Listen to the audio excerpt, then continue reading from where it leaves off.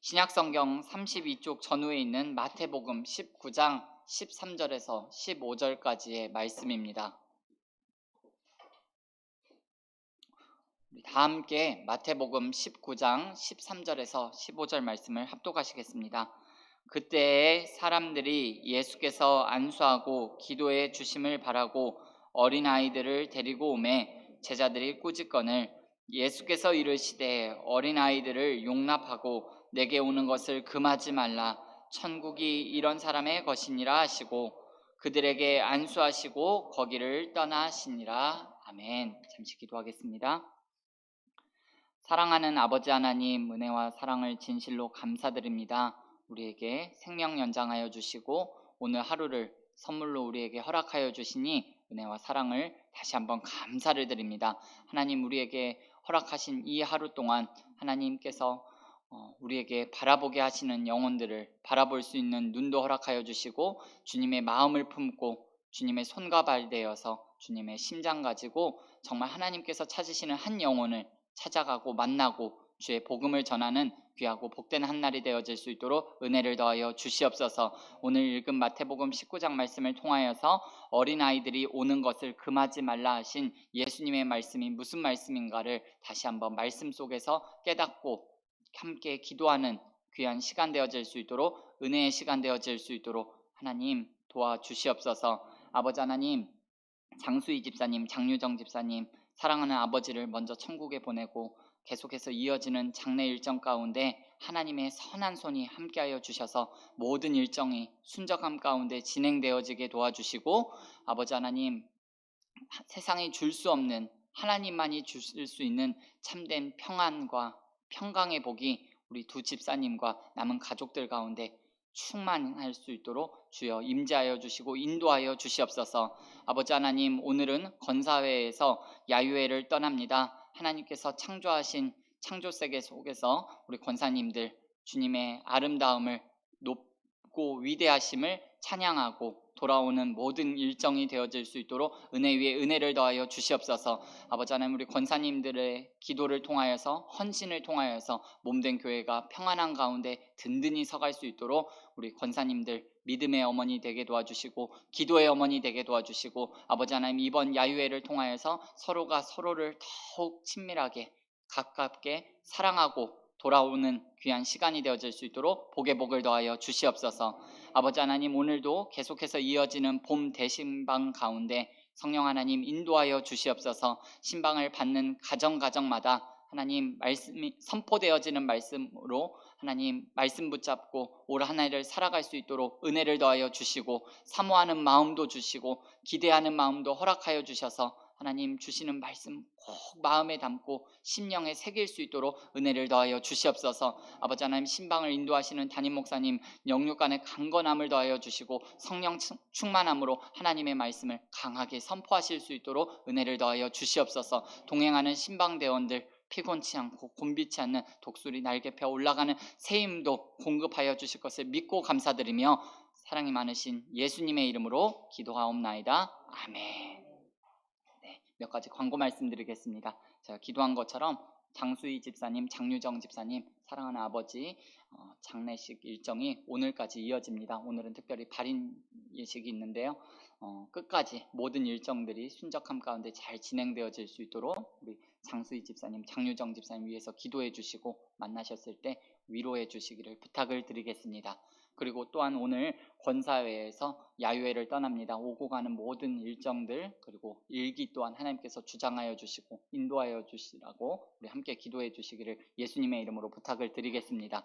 마지막으로 봄 대신방이 있습니다. 우리 임정아 집사님, 김태정 권사님, 김묘인 권사님, 김정자 권사님 봄 대신방을 받게 될 터인데 이를 위해서도 여러분들 이 새벽에 함께 중보해 주시기를 예수님의 이름으로 부탁드리겠습니다. 오늘 마태복음 19장 말씀입니다. 마태복음 19장 말씀을 통하여서 어린아이들이 오는 것을 금하지 말라, 이와 같은 제목으로 잠시 하나님의 말씀을 나누도록 하겠습니다. 오늘 읽은 말씀은요, 그리스도인은 어떤 사람도 차별하지 말아야 한다는 것이 예수님의 말씀이고 가르침입니다. 우리 13절 말씀을 다시 한번 같이 한번 읽어볼까요? 시작. 그때 사람들이 예수께서 안수하고 기도해 주심을 바라고 어린아이들을 데리고 오매 제자들이 꾸짖거늘. 여러분, 제자들이 어린아이들이 예수님께 오는 것을 막았다라고 말하고 있습니다. 왜 제자들은 예수님께 어린아이들이 오는 것을 막았을까요? 성경에 직접적으로 기록되어 있지는 않지만 제자들이 이러한 행동을 한 이유는 아마도 사역에 방해가 된다고 생각해서 이러한 행동을 한 것 같습니다. 예수님께서 말씀을 전하시는데도 방해가 되고 병자들을 고치시는데도 방해가 된다고 생각했기 때문에 제자들이 이런 행동을 했던 것 같습니다. 그러나 제자들의 그런 행동은 예수님의 제자로서 바른 행동은 아니었습니다. 그들은 아직까지도 예수님을 아는 지식이 부족했던 것입니다. 만일 제자들이 예수님이 누구이신가를 정확하게, 명확하게, 분명하게 알고 있었더라면 이들은 예수님을 만나러 오는 사람들을 막는 행동은 하지 않았을 것입니다. 예수님이 누구시며 무엇 때문에 이 세상에 오신 분이라는 것을 제자들이 알았더라면 지금 제자들은 이런 행동을 하지 않았을 것입니다. 여러분, 예수님은 온 세상의 구주이십니다. 하나님께서 예수님을 이 세상에 보내신 목적은 사람들이 그를 믿고 구원을 얻도록 하는 데 있습니다. 그렇기 때문에 예수님의 최대 관심사는 한 사람이라도 더, 한 영혼이라도 더 구원받게 하는데 그 목적이 있습니다. 그런데 오히려 제자들은 예수님을 찾아오는 사람들을 막아서고 있는 거예요. 제자들의 이러한 행동이 그 당시 예수님을 믿고 따르던 제자들만의 행동은 아닌 것 같습니다. 오늘날 교회에서도 이러한 일들이 일어나고 있습니다. 우리가 예수님의 마음을 진심으로 헤아리고 예수님의 마음을 안다면 어떻게 해서라도 한 영혼이라도 강권하여 주께로 인도할 터인데 많은 경우에 찾아오는 사람들조차도 우리가 막아서고 그들을 우리와 맞지 않다는 이유로 회피하고 멀리하는 경향이 있습니다. 노숙자와 장애인이라고 귀찮다고 거절하는 경우가 있습니다. 여러분, 우리는 예수님께서 자신을 찾아오는 사람들에 대해서는 단 한 명도, 단 한 사람도 아무도 거절하지 않으셨다는 사실을 명심해야 합니다. 예수님은 나병 환자, 세리, 가늠하다 현장에서 잡혀온 사람, 귀신 들린 사람, 수많은 사람들, 사회가 외면하는 사람들, 심지어 십자가에 달린 강도까지도 그 어느 누구도 외면하거나 거절하신 적이 없습니다. 그러므로 교회는 편견의 벽을 깨야 합니다. 마음 문을 활짝 열어야 합니다. 지방색이나 물질, 신분의 벽을 무너뜨려야 합니다. 특히 오늘 14절에서 예수님께서 이렇게 말씀하시는데요. 우리 14절 말씀 같이 한번 읽어보겠습니다. 시작. 어린아이들을 용납하고 내게 오는 것을 금하지 말라. 천국이 이런 사람의 것이니라 하시고. 아멘. 그리고 마태복음 18장 3절에서도 보면 너희가 돌이켜 어린아이들과 같이 되지 아니하면 결단코 천국에 들어가지 못하리라. 예수님께서 이렇게 말씀하셨습니다. 이 말씀이 보여주듯이 예수님께서 찾아서 구원하시려는 사람은 어린아이와 같은 사람이라는 것을 우리가 말씀을 통해서 알 수가 있습니다. 예수님은 어린아이들과 같은 사람이 천국의 주인이다 라고 말씀하셨습니다. 여러분, 이 말씀은요, 당시 사람들에게 굉장히 충격적인 말씀이었을 것 같습니다. 왜냐하면 당시 유대 사회에서는 어린아이는 여자와 마찬가지로 멸시와 천대의 대상이었기 때문에 그렇습니다. 그렇다면 천국에 들어갈 수 있는 조건으로서 어린아이와 같이 된다는 것이 무슨 뜻일까요? 어린아이와 같이 천진난만하고 순진한 사람이 천국에 들어갈 수 있다는 뜻일까요? 그렇지 않죠. 왜냐하면 어린아이들도 뼛속까지 다 타고난 죄인이기 때문에 그렇습니다. 그렇기 때문에 이 말씀의 의미를 어린아이의 특성과 한번 연결지어 생각해 볼 필요가 있는 것 같습니다. 어린아이는 부모에게 절대적으로 의존하고 부모의 말에는 순종합니다. 그리고 가르침을 받아들이는 데 있어서는 단순합니다. 계산하지 않습니다. 믿고 받아들입니다. 예수님은 이런 어린아이들의 특성을 하나님과 우리의 관계 속에서 염두에 두고 말씀하신 거예요. 다시 말해서 어린아이가 부모를 의지하고 그 가르침에 순종하듯이 자신의 연약함을 인정하고 하나님께 절대적으로 의지하고 그 말씀에 순종하는 사람이 천국에 들어갈 수 있다라고 예수님께서 말씀하시는 거예요. 그렇다면 우리 자신을 한번 돌이켜 볼까요? 우리는 하나님께 어린아이와 같이 나아가고 계신가요? 여러분들의 삶은 어린아이와 같이 하나님만 바라보고 하나님만 의지하고 나아가고 계신가요? 여러분들, 설령 그러지 못했다 하더라도 그럴 수 있어야 합니다. 아니, 그래야 합니다. 우리는 천국이 어린아이와 같은 자의 것이라는 예수님의 말씀을 한시도 잊지 말아야 합니다. 천국은 가도 그만, 안 가도 그만, 그런 곳이 아닙니다. 그런 선택의 문제가 아닙니다. 천국 아니면 지옥, 영생 아니면 영벌, 생명의 문제이고 절대적인 문제라는 것을 잊지 말아야 합니다.